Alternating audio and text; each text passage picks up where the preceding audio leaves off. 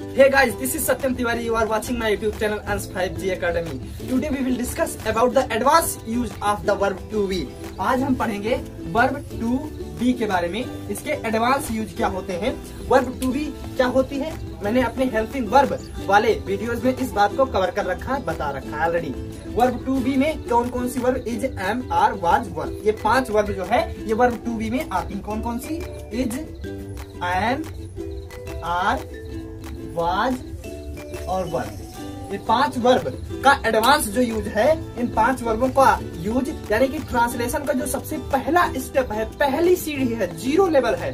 Translation का जो 0 level है, जिसे हम आज इसको हम, क्योंकि ट्रांसलेशन एक दिन का नहीं है, ट्रांसलेशन की कंटिन्यू वीडियो अब अपलोड होती रहेगी। ये आज सेक्शन 2 यानी कि ट्रांसलेशन का मैं सेक्शन 2 में और अन्य ग्रामर रूल को मैं सेक्शन 1 में पढ़ाता चला जाऊंगा।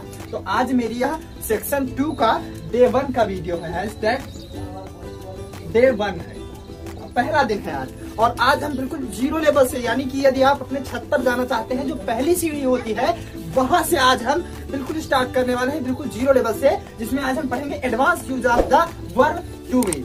तो उससे पहले if you are new in my YouTube channel, तो मेरे चैनल को यार सब्सक्राइब कर लीजिए, प्लीज सब्सक्राइब माय चैनल। तो let's start now. We will discuss about the use of the verb to be. To be का हम यहाँ पर प्रयोग सीखने वाले हैं कि हम ट्रांसलेशन में verb to be का प्रयोग किस प्रकार से करते हैं, समझते हैं। verb be माने, जैसा कि हमारे हिंदी अर्थ में होता है होना, be माने क्या हुआ, होना। तो जहाँ पर किसी भी चीज के होने का बोध हो, वहां पर हम प्रयोग करेंगे verb to be, सिंपल। जहाँ पर भी किसी भी चीज के होने का बोध हो, वहां पर हम verb to be का प्रयोग करेंगे। जैसे हम एग्जांपल इसका समझ लेते हैं कि मैं एक लड़का हूँ, मैं एक लड़का हूँ, तो यहाँ पर किस चीज का होने का बोध हुआ, लड़के के होने का बोध हुआ। मैं एक लड़का हूँ, यह एक गाय है, यह आदमी बीमार है, तो यहाँ पर किस चीज के होने का बोध हुआ, बीमारी के होने का बोध हुआ। कुल मिलाकर जहाँ पर भी किसी चीज के होने या ना होने का बोध हो, वहां पर हम वर्ब टू बी का यूज करेंगे। सिंपल सा फंडा है, बहुत ही सरल बात है। जहां पर भी किसी चीज के होने या ना होने का बोध हो, वहां पर हम सिंपल सा वर्ब टू बी का उपयोग कर लेते हैं। समझते हैं इसको एग्जांपल से। देखिए, जैसे मैं कह दूं कि यह एक गाय है, सिंपल बात है, यह एक गाय है, तो यहाँ पर किस चीज के होने का बोध हो रहा है, गाय के होने का बोध हो रहा है। इतनी बात तो समझ में आ गई कि जहाँ पर किसी चीज के होने का बोध हो, वहां पर हम वर्ब टू बी का यूज कर लेंगे, सिंपल। तो यहाँ पर किस चीज के होने का बोध हो रहा है, गाय के होने का बोध हो रहा है। इससे आसान तरीका से आप लोगों को कोई नहीं पढ़ा सकता है, ना कोई बताएगा।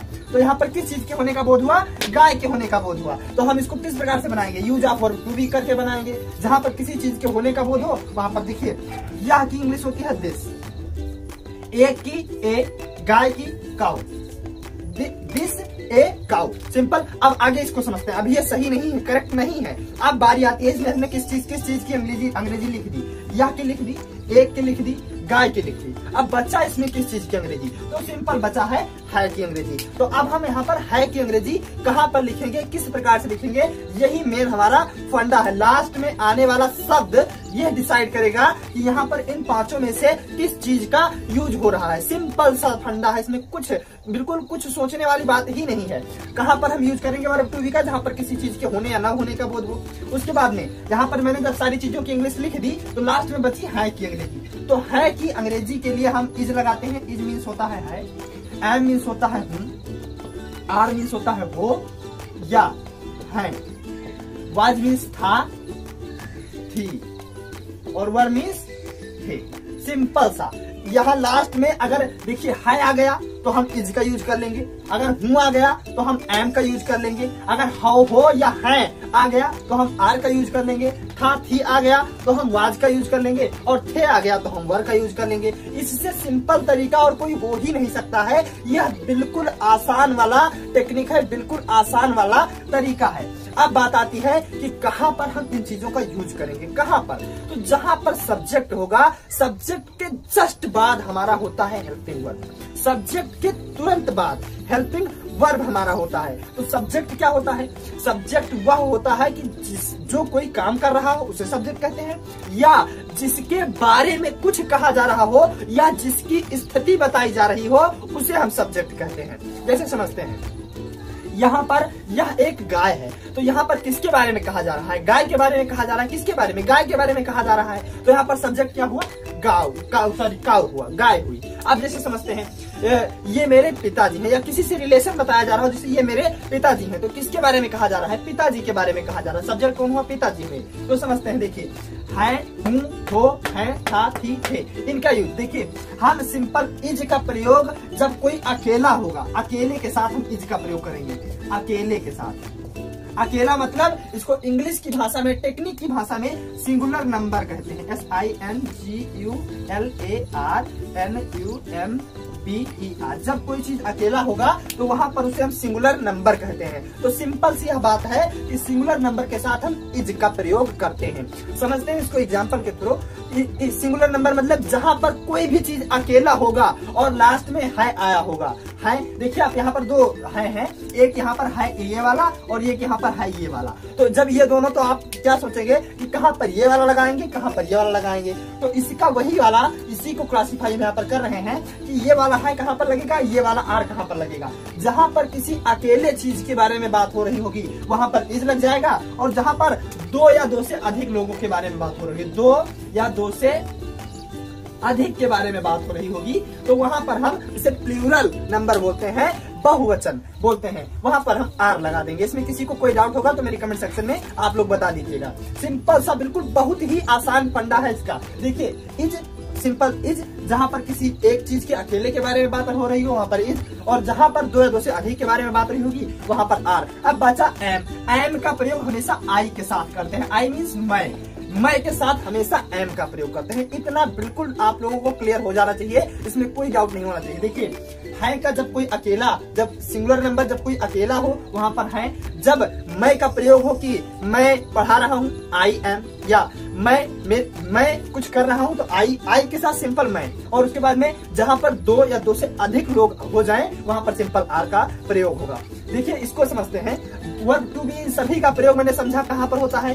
वर्ब टू बी का प्रयोग सिंपल होने के अर्थ में होता है। जहां पर किसी चीज का होना या ना होना पाया जाए वहां पर हम वर्ब टू बी का प्रयोग कर लेते हैं। यानी कि जहां पर सब्जेक्ट के बारे में कुछ कहा जाए, या सब्जेक्ट के लिए कुछ कहा जाए, या सब्जेक्ट से किसी का रिलेशन बताया जाए, तो ये सारी चीजों पर हम इज एम आर का प्रयोग करते हैं। तो हम इसका एक एग्जांपल यहाँ पर समझ लेते हैं। चलिए देखिए,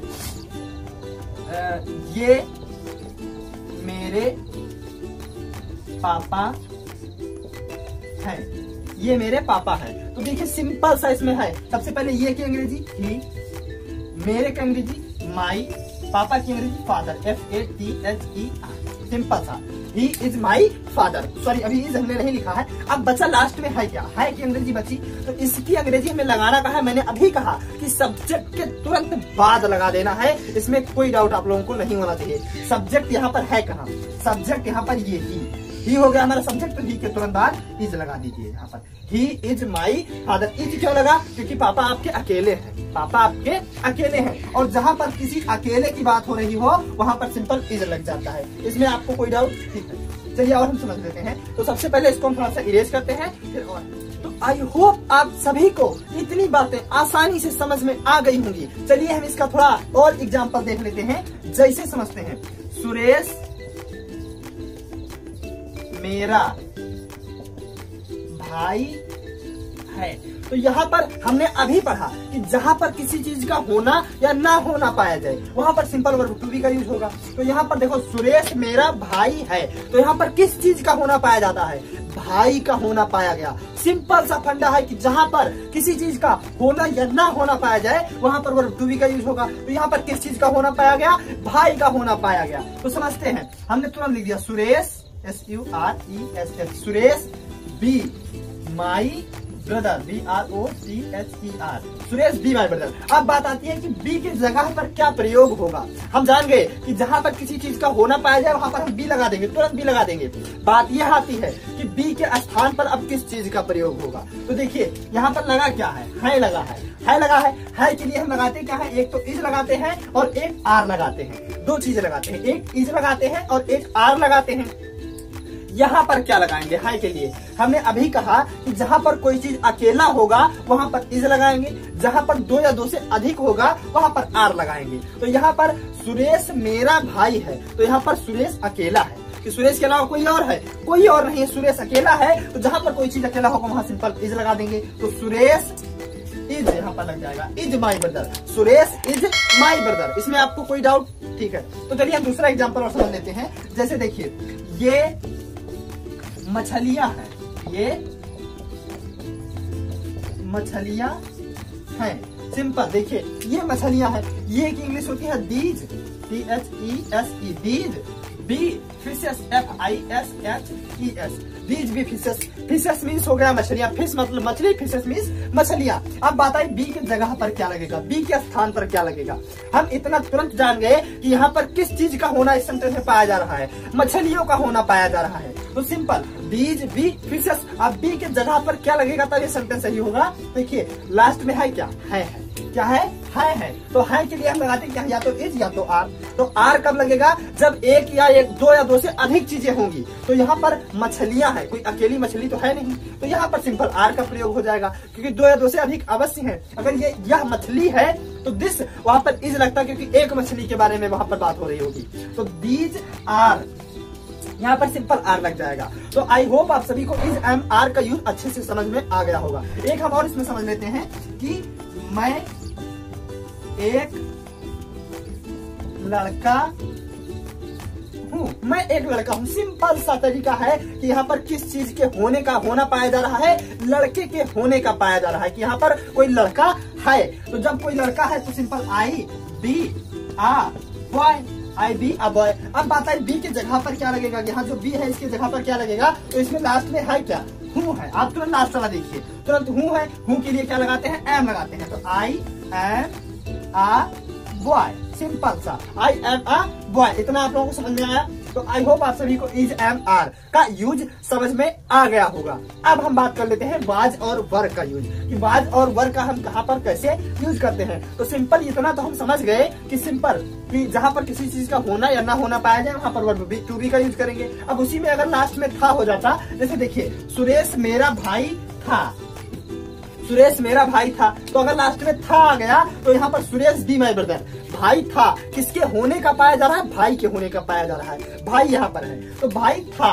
अब जहाँ पर हम तुरंत यहाँ पर सुरेश बी माई ब्रदर। अब बात है बी की जगह पर क्या लगाएंगे, तो था के लिए हम क्या लगाते हैं, वाज। तो सुरेश वाज माई ब्रदर। यहाँ पर ये समझ लीजिए ये मछलियां थी, अगर इसी जगह हो जाता कि ये मछलियां थी, तो यहाँ पर देखिए तुरंत किस चीज के होना पाया जा रहा है, मछलियों का। तो जहाँ तुरंत दीज आर की जगह पर थी। अब देखिए यहाँ पर तुरंत एक बात आ गई, थी या थे। देखिए जहां पर एक की बात हो, जहां पर किसी एक की अकेले की बात हो, वहां पर हम लगाएंगे वाज, अकेले के लिए, अकेले के लिए। और दो या दो से अधिक के लिए, दो या दो से अधिक के लिए वर लगाएंगे। तो यहाँ पर ये मछलियां थी, तो अकेली मछली तो है नहीं, कई मछलियां हैं, तो these were, WERE, these were fishes. अब आप लोग थोड़ा कंफ्यूजिया गए होंगे कि यहाँ पर भी अकेले के लिए इज और दो या दो से अधिक के लिए आर लगाते हैं, तो इसकी अकेले के लिए वाज और दो या दो से अधिक के लिए वर क्यों लगाएंगे। थोड़ा सा डिफरेंस है, माइनर डिफरेंस है कि प्रेजेंट टेंस में प्रेजेंट क्या होता है, जो इस समय चल रहा हो, जो इस समय चल रहा हो प्रेजेंट, और जो बीत गया वो पास्ट, जो आएगा वो फ्यूचर। देखिए जो चल रहा है प्रेजेंट, जो बीत गया वो पास्ट, जो आएगा वो फ्यूचर। तो देखिए ये इज एम आर का यूज हम प्रेजेंट में करते हैं, जो इस समय चल रहा हो। वाज वर का यूज हम बीते हुए समय में करते हैं, जो समय बीत चुका। बस माइनर डिफरेंस है, जहां पर आप लोगों को था, थी, थे में से कुछ दिख जाएगा, आप लोग तुरंत जान जाएंगे कि यह काम बीत चुका है, बीत चुका है। और इसके लिए हम वाज या वर ही लगाएंगे, वाज या वर ही लगाएंगे। जहां पर किसी चीज का होना या ना होना पाया जाए और वह काम बीत चुका हो, उसके लिए सिंपल वाज वर लगाएंगे। अब वहां पर भी तो एक और एक से अधिक चीजें हो सकती हैं, सिंपल वहां पर भी तो एक या एक से अधिक चीजें हो सकती हैं। तो इसीलिए यही कारण है कि वहां पर बीज वर लगा, क्योंकि कई मछलियां थी तो वर लग जाएगा, अकेली मछली होती तो वाज लग जाएगा। बात आई कि मैं एक लड़का था, तो क्या अब लड़की हो गया, ऐसा नहीं, लड़का ही हूँ, लेकिन हम यहाँ पर एग्जाम्पल के लिए समझा रहा हूँ थोड़ा सा। मैं एक लड़का था, ऐसा नहीं कि मैं अब लड़की हो गया हूँ, मैं अब भी लड़का हूँ, एग्जाम्पल है ये। तो आई बी अ बॉय। अब बात आती है बी के जगह पर क्या लगेगा, तो बी के जगह पर सिंपल था के लिए वाज लग जाता है, सिंपल था के लिए वाज। और वाज क्यों लगेगा, क्योंकि मैं अकेला ही हूँ, अकेला ही हूँ, तो I was a boy, simple. आप लोगों को आई होप आप इज, एम, आर, वाज, वर का यूज अच्छे से समझ में आ गया होगा। थोड़ा सा इसका दो जगहों पर और यूज है। एक इसका यूज हम पढ़ेंगे प्रेजेंट कंटिन्यूअस यानी कि कंटिन्यूअस टेंसेस में, प्रोग्रेसिव टेंस भी उसकी इंग्लिश होती है, वहां पढ़ेंगे। और तीसरा जो इसका सबसे बड़ा यूज है पैसिव वॉइस के ट्रांसलेशनों में हम इसका यूज देखेंगे। तो अब हम इसका थोड़ा सा इंट्रोगेटिव वाला वाक्य और नेगेटिव वाला वाक्य बना लेते हैं, उसको हम समझ लेते हैं कि इसका इंट्रोगेटिव और नेगेटिव किस प्रकार से बनेगा। तो सबसे पहले इसको हम थोड़ा सा, तो अभी तक जितने भी मैंने जितना भी मैंने यहाँ पर पढ़ाया वह सभी था अफर्मेटिव सेंटेंस के नियम थे, जिसमें जो सिंपल नियम हमारा बनकर तैयार हुआ वह हुआ सब्जेक्ट फिर प्लस बी वर्ब, आप लोगों को दिखाई नहीं दे रहा होगा थोड़ा,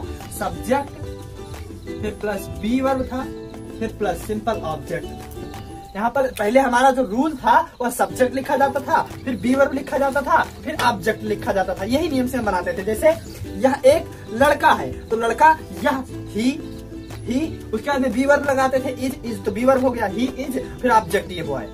सिंपल यही था। यह एक लड़का था, ही इज अ बॉय। इसी रूल के आधार पर हम बनाते थे। इस नियम को मैंने वहां नहीं बताया कि नियम जब हो जाता तो आप लोगों को रटना पड़ता, लेकिन नियम जो था कुल मिलाकर यही था। अब बारी आती है कि अगर आपसे कोई कहे कि यह लड़का नहीं है, ऐसा भी हो सकता है। मैंने अभी कहा कि जहां पर किसी चीज का होना या ना होना पाया जाए वहां पर बी वर्ब का यूज होगा, लेकिन अभी तक मैंने जितना भी पढ़ा वहां पर किसी चीज के होने का ही बोध हो रहा था, किसी चीज के ना होने का बोध वहां पर नहीं हो रहा था। तो अब हम समझेंगे कि जब कोई चीज ना रहे या आपसे कोई प्रश्न पूछे कि क्या यहाँ पर कोई चीज है, इन सारी सिचुएशंस में, इन कंडीशंस में क्या होगा, वहां पर कैसे क्या लगेगा। तो जब नहीं होगा, जैसे मैं लड़का नहीं हूं, आई एम, जैसे मैं लड़का हूं, इसका क्या बनेगा, जैसे मैं लड़का हूं, तो सिंपल हम समझते हैं जहां पर किसी चीज का होना या ना होना पाया जाए वहां बी वर्ब, तो आई बी आर बॉय। सिंपल। अब बात है बी की जगह पर क्या लगेगा, तो पीछे वाला देखेंगे, हूं लगा है तो एम लग जाएगा, आई एम आ बॉय, यही तो बनेगा। अब बारी आती है, अगर यही लिखा है कि मैं लड़का नहीं हूं, अगर नहीं शब्द आपको कहीं पूरे वाक्य में मिल जाता है तो आप लोगों को सिर्फ एक काम करना है कि जो आप बी वर्ब जो यूज करें, बी वर्ब आप जो भी यूज करें, उसके तुरंत बाद आप लोग नॉट लगा दें। क्या लगा दें, नॉट लगा दे, बस आपका कंप्लीट सेंटेंस बनके तैयार हो गया। जैसे आई एम, यही एम तो है बी वर्ब हमारा, बी वर्ब हमारा कौन है, एम तो है, आई एम नॉट। बस सिंपल इतना ही आप लोगों को करना है कि जहां पर भी बी वर्ब आपको दिखाई पड़ जाए वहां पर उसके बाद तुरंत नॉट लगा दे। जैसे तुम मेरे मित्र नहीं थे, तुम मेरे मित्र नहीं थे, तो यहाँ पर अगर मैं पहले ये बोलूं कि तुम मेरे मित्र थे तो इसका क्या बनेगा, you be my friends, FRIEND, you be my friend. उसके बाद में बी वर्ब की जगह पर लगेगा क्या, थे है, यहाँ पर क्या है, थे है, तो थे के लिए याद करिए आप लोग वर लगता था, तो यहाँ पर क्या हो जाएगा, यू